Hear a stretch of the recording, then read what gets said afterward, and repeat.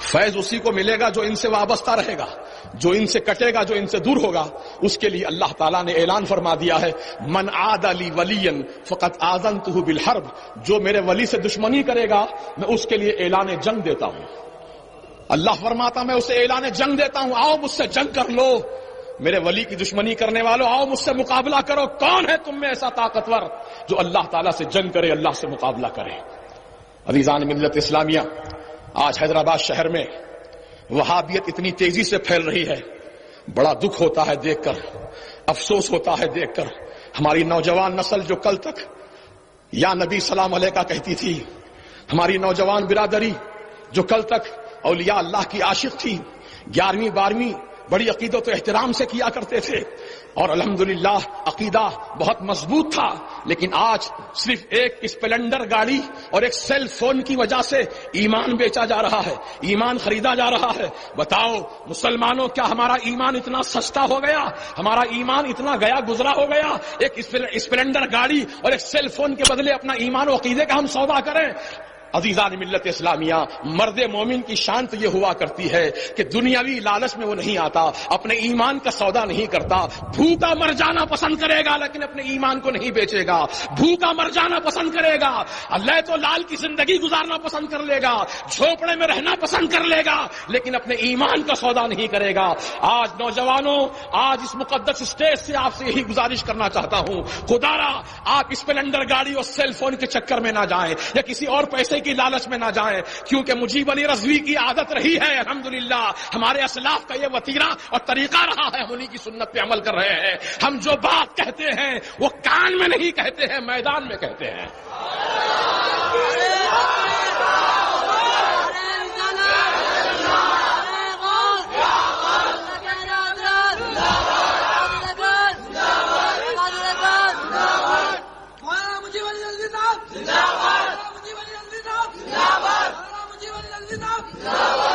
دیکھیے، پاس و لحاظ، مروت، اخلاق اپنی جگہ ہے، لیکن جب بات دین و ایمان کی ہو، جب بات عقیدے کی ہو، تو وہاں پاس و لحاظ، مروت، اخلاق، کردار کا مظاہرہ نہیں کیا جائے گا، بلکہ جو بات حق ہے اس کو بیان کیا جائے گا۔ یہی ایمان کا تقاضا ہے، یہی ایمانیات کے اصول ہے۔ یاد رکھو، ہمارے اسلاف کا یہی وتیرہ رہا، جیسا کہ ہندوستان کا شہنشاہ اکبر اعظم جب اس نے اپنا ایک نیا دین لاگو کیا، دین الہی کے نام سے، دین اکبری کے نام سے،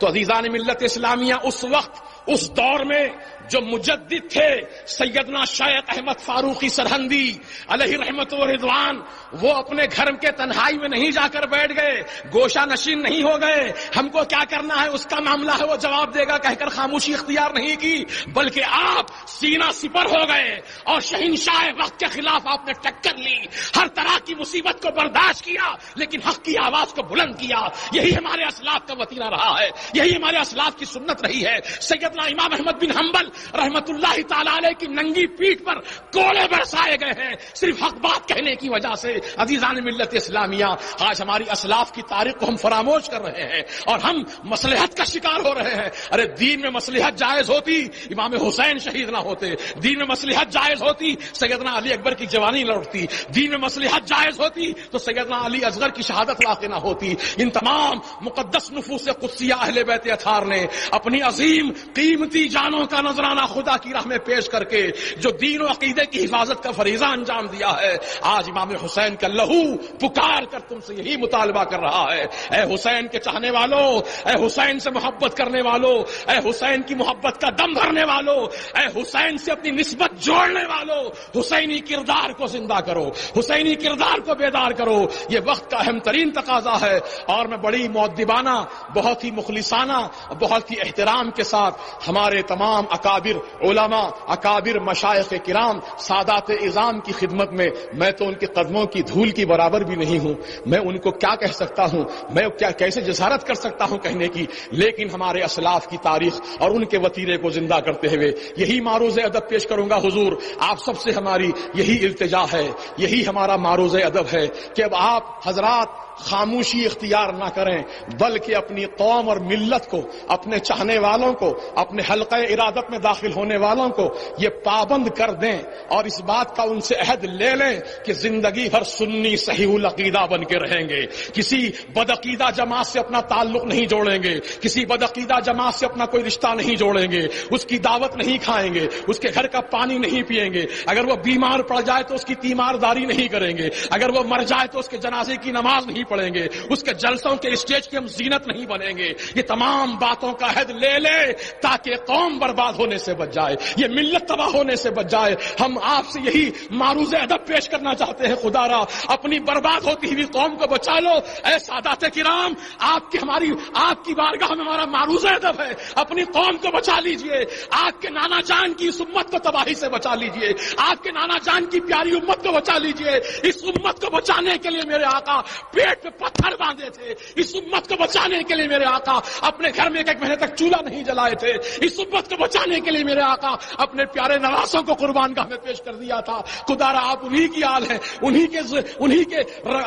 کا خون آپ کی مقدس رگوں میں دوڑ رہا ہے۔ خدا را آپ اپنے نانا جان کا واسطہ، آپ کے نانا جان کا واسطہ، جد کریم کا واسطہ، حسنین کریمین کا واسطہ، خدا را اپنی اس قوم پر رحم کھائیے، اپنی قوم کو بچا لیجئے، اپنے دامن کرم میں سمیٹ لیجئے۔ اور اگر جس طرح کوئی مرغی کے بچے کو حملہ کرنا چاہتا ہے تو مرغی دوڑ کر آتی ہے، اپنے پروں کو کھول کر اپنے بچوں کو سمیٹ لیتی ہے، اپنی جان کی پرواہ نہیں کرتی، اپنے بچوں کو بچانے کی فکر کرتی ہے۔ یہ اللہ تعالیٰ نے ایک مخلوق کے اندر وہ صفت کو پیدا کر دیا ہے۔ ہم تو اشرف المخلوق ہیں، اشرف المخلوق ہیں، اعلیٰ نسل ہے، اعلیٰ کردار ہے، اعلیٰ اخلاق ہے۔ ماشاءاللہ ہم یہی امید رکھتے ہیں کہ الحمدللہ ہماری جو بچی کچی قوم ہے کم از کم ان کے ایمان و عقیدے کی حفاظت کا ہم کچھ انتظام کریں اور ان کو تباہ و برباد ہونے سے بچا لیں۔ نعرہ تکبیر، اللہ اکبر، رسالت، یا رسول اللہ، نعرہ غوث، یا غوث، اللہ کے اعلیٰ حضرات، یا غوث، عبادت اکبر، یا غوث، عبادت اکبر، یا غوث۔ عزیزان محترم، باتیں تو بہت ساری کہنے کی ہیں اور وقت بھی ہو چکا ہے۔ میں نہیں چاہتا کہ زیادہ آپ کی سما خراشی کروں، بس جو کچھ میں نے کہا ہے اگر میرے کہنے میں کوئی بے ادبی، گستاخی یا غلطی، خطا واقع ہوئی ہو تو میں اللہ کی بارگاہ میں دست بدعا ہوں کہ مولا تعالیٰ اپنے کرم سے میری غلطی اور خطا کو معاف فرما دے۔ استغفر اللہ استغفر اللہ استغفر اللہ ربی من کل ذنب واتوب الیہ، اشہد ان لا الہ الا اللہ واشہد ان محمدا عبدہ ورسولہ۔ میں ایک بار پھر رحمت عالم کمیٹی کے صدر محترم اور صدر استقبالیہ حضرت پیر طریقت سید شاہ اسرار اللہ حسینی صاحب قبلہ رضوی المدنی، جو اسی علاقے کے ایک بزرگ ہیں اور اسی علاقے کی درگاہ کے سجادہ نشین ہیں، ماشاءاللہ آپ کا ایک بڑا اثر ہے۔ اللہ تبارک و تعالیٰ آپ کے ذریعے سے دین و سنیت کو اور مضبوطی عطا فرمائے۔ اور ہمارے صدر محترم عالی جناب مجیب احمد صاحب ایڈوکیٹ اور جناب شاہد اقبال میاں، اللہ تعالیٰ ان سب کو اور ہمارے خسرو نواب اور تمام دیگر حضرات جو اس کمیٹی کے لیے یقیناً بڑے محرک معاونین ہیں،